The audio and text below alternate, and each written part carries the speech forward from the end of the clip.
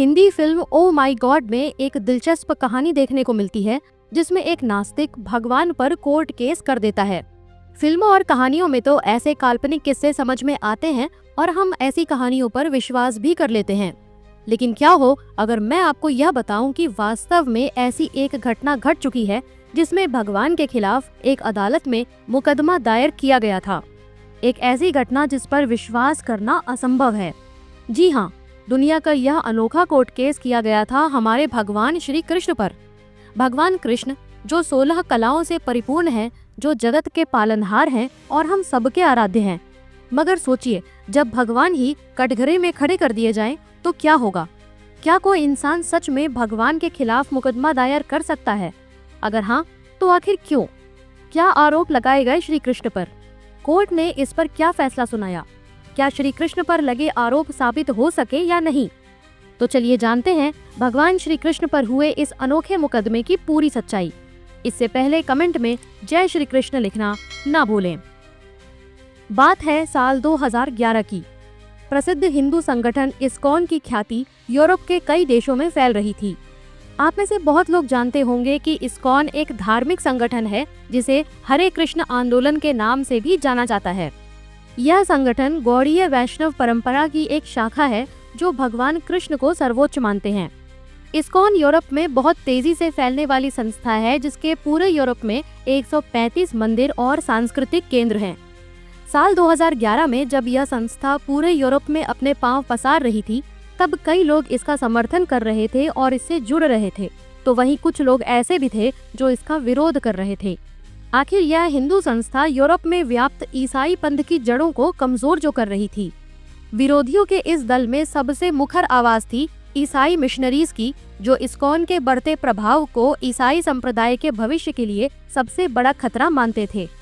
इसी बीच 16 जनवरी 2011 को यूरोप के एक देश पोलैंड की राजधानी वार्सो में एक ईसाई नन ने इस्कॉन के विरोध में भगवान कृष्ण पर गंभीर आरोप लगाते हुए इस्कॉन संस्था के खिलाफ कोर्ट में मुकदमा दायर कर दिया। उस नन ने कहा कि इस्कॉन पोलैंड में अपनी गतिविधियां बढ़ा रहा है, कई लोग इसके अनुयायी बन रहे हैं, इसलिए इस्कॉन को पोलैंड में बैन कर दिया जाए। जब मामला कोर्ट में पहुंच गया तो जज ने उस नन से पूछा कि इस्कॉन को बैन करने की बात वह आखिर किस आधार पर कर रही है। नन ने यह दलील दी कि इस्कॉन संस्था जिस कृष्ण के गुणगान करती है, उस कृष्ण का चरित्र खराब था। एक ऐसा व्यक्ति जिसने 16,000 शादियां की हो, उसका चरित्र अच्छा कैसे हो सकता है? और ऐसा व्यक्ति जिसका चरित्र खराब हो, उसका अनुसरण करने से पोलैंड के लोगों का चरित्र भी खराब हो जाएगा। इसलिए पोलैंड में इस्कॉन को बैन कर दिया जाए। अब इस्कॉन को नन के द्वारा श्री कृष्ण के ऊपर लगे इस गंभीर आरोप का जवाब देना था। इस्कॉन के वकील ने कोर्ट में अपनी दलील देनी शुरू की। उसने नन से कहा कि वह अपनी उस प्रतिज्ञा को एक बार दोहराएं जो उन्होंने नन बनते समय ली थी। यह सुनकर नन टाल मटोल करने लगी। तब जज ने भी उस नन को अपनी प्रतिज्ञा पूरे कोर्ट के सामने ऊंची आवाज में दोहराने को कहा जो उसने नन बनते समय ली थी। नन के द्वारा ऐसा न करने पर इस्कॉन के वकील ने स्वयं जज के सामने वह प्रतिज्ञा पढ़कर सुनाई। उस प्रतिज्ञा में जो लिखा था उसका अर्थ यही निकलता था कि नन बनने वाली हर महिला जीसस क्राइस्ट की विवाहिता होती है। वह शपथ थी कि हर नन जीसस क्राइस्ट को अपना पति स्वीकार करती है और उनके अलावा वह किसी और पुरुष का ध्यान नहीं करेगी। इस्कॉन के वकील ने कहा कि शपथ के अनुसार सभी नन जीसस क्राइस्ट की पत्नी हैं और पूरी दुनिया में 10 लाख से ज्यादा नन हैं। इसका मतलब यह हुआ कि जीसस क्राइस्ट की 10 लाख से ज्यादा पत्नियां हैं। भविष्य में कई और नन भी जीसस क्राइस्ट से विवाहित होने की शपथ लेंगी। जिस भगवान कृष्ण पर यह नन खराब चरित्र होने का आरोप लगा रही है, उनकी तो 16,000 पत्नियां थी, पर जीसस की तो 10 लाख से अधिक पत्नियां हैं। तो जज साहब, अब आप ही ये तय कीजिए कि श्री कृष्ण और जीसस में से किसका चरित्र खराब है। इस्कॉन के वकील की इस दलील को सुनने के बाद तो पूरा खेल ही उल्टा पड़ गया। भगवान कृष्ण पर आरोप लगाने वाली उस नन के पास इस्कॉन के वकील की इस दलील का कोई जवाब ही नहीं बचा था। मामले को पूरा सुनने के बाद जज ने भी अपना फैसला सुना दिया और भगवान कृष्ण और इस्कॉन संस्था पर लगे इस गंभीर आरोप को सिरे से खारिज कर दिया गया। आखिरकार जीत धर्म की हुई और भगवान कृष्ण पर आरोप लगाने वाली नन को अदालत से खाली हाथ लौटना पड़ा। हिंदू धर्म में भगवान कृष्ण एक अत्यंत सम्माननीय और पूजनीय देवता हैं। जब भी श्री कृष्ण के जीवन पर चर्चा होती है, उनकी 16,000 पत्नियों का विषय अवश्य आता है, जो अक्सर लोगों के बीच बहस का विषय होता है। विधर्मी और अज्ञानी लोग श्री कृष्ण को चरित्रहीन तक कहने से नहीं चूकते, बिना यह जाने कि श्री कृष्ण के जीवन को समझना इतना सरल नहीं है जितना हमें प्रत्यक्ष है। कृष्ण के जीवन को गहराई से समझने के लिए हमें श्रीमद् भागवत पुराण की गहराई में उतरना होगा, जिसमें श्री कृष्ण को सभी देवों के देव और स्वयं भगवान के रूप में चित्रित किया गया है।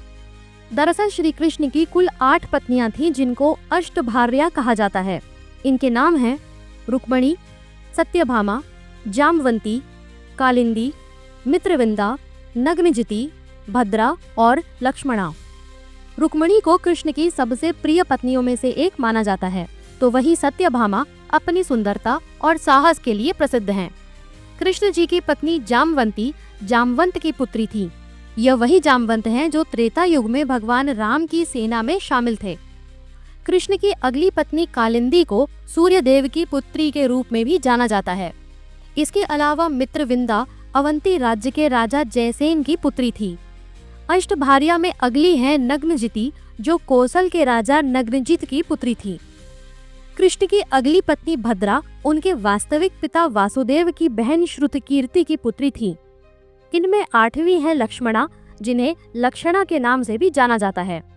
श्री कृष्ण की बाकी 16,000 रानियों के बारे में जो जानकारी मिलती है, उसके पीछे नरकासुर से जुड़ी एक कथा है। भगवान विष्णु के वराह अवतार और भूमि देवी का पुत्र नरकासुर दिव्य शक्तियां प्राप्त करने के बाद आसुरी प्रवृत्ति का हो गया। उसने कई साम्राज्यों पर अपना कब्जा कर लिया और स्वर्ग से देवताओं को भगा दिया।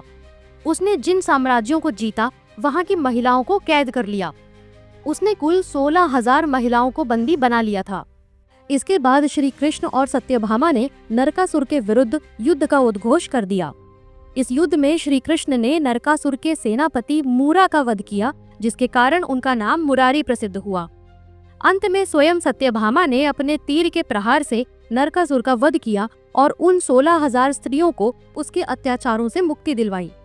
लेकिन इसके बाद उन स्त्रियों ने श्री कृष्ण से कहा कि युद्ध में बंदी बनाई गई स्त्रियों को उनके परिवार वाले स्वीकार नहीं करेंगे और अब उनके पास अपने प्राण त्यागने के अलावा कोई विकल्प नहीं है। उनका सम्मान बचाने और उनकी सामाजिक स्थिति को रानियों के स्तर तक बढ़ाने के लिए ही कृष्ण ने उन 16,000 स्त्रियों से विवाह किया था।